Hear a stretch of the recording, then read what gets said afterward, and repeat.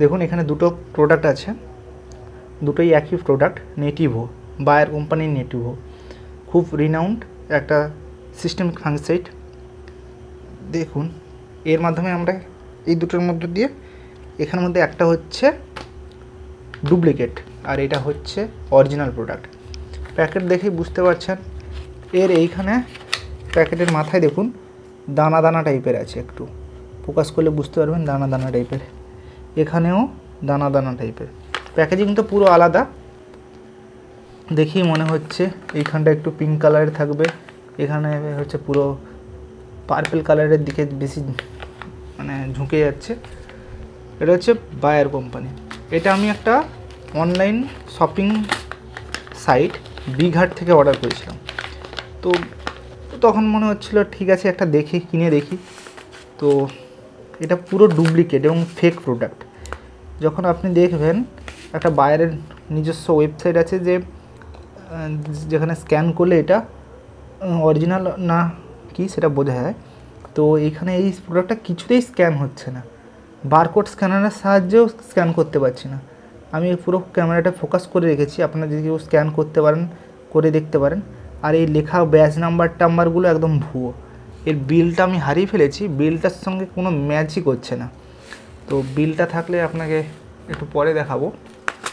আর এটা হচ্ছে original product, আমি এই পাশের দোকান থেকে নিয়ে এসেছি।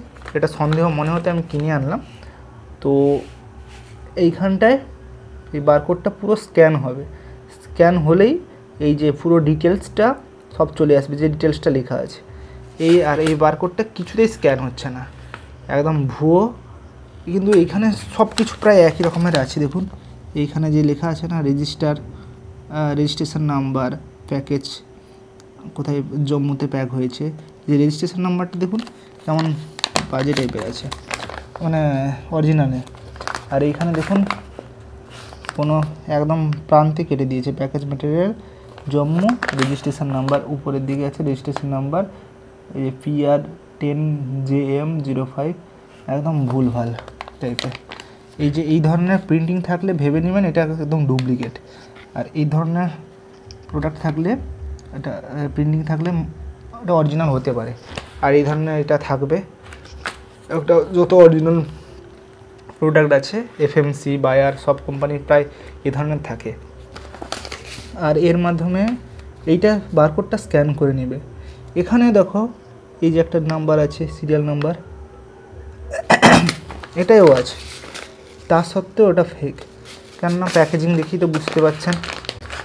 মানে আমার প্রায় 800 টাকা লস হলো।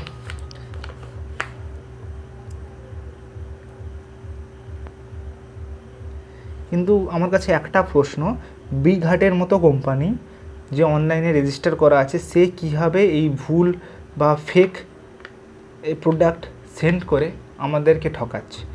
এবং আমাদের যে GST ডিপার্টমেন্ট বা বায়ার মতো কোম্পানি এইসব প্রোডাক্টকে, এসব অনলাইন সেলারের উপর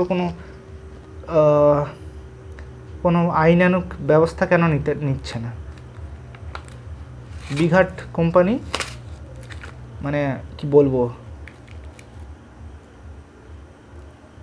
মানে আমাদের মানুষদের ঠকাচ্ছে বিঘাট।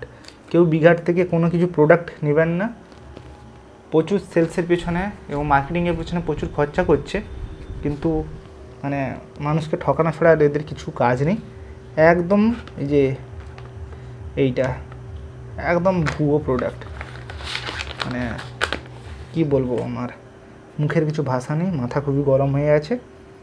তো কীভাবে অরিজিনাল না নকল জানতে চান, মানে এর কীভাবে আমি এটা নকল এবং এটা অরিজিনাল পার্থক্য বুঝতে পারলাম, সেটা যদি জানতে চান কমেন্ট করুন।